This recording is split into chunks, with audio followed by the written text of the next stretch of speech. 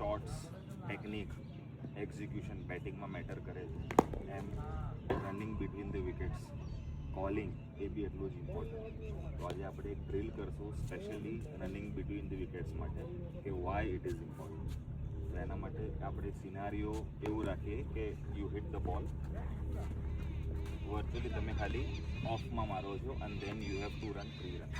The important thing is કે જે side બોલ છે અહીંયા આપણે આગળ ઓફ સાઈડ પર છે, તો વેન યુ રન, જ્યારે તમે ફર્સ્ટ રન કમ્પ્લીટ કરો, મેક શ્યોર જે સાઈડ બોલ હોય એ side you have to change the Bet.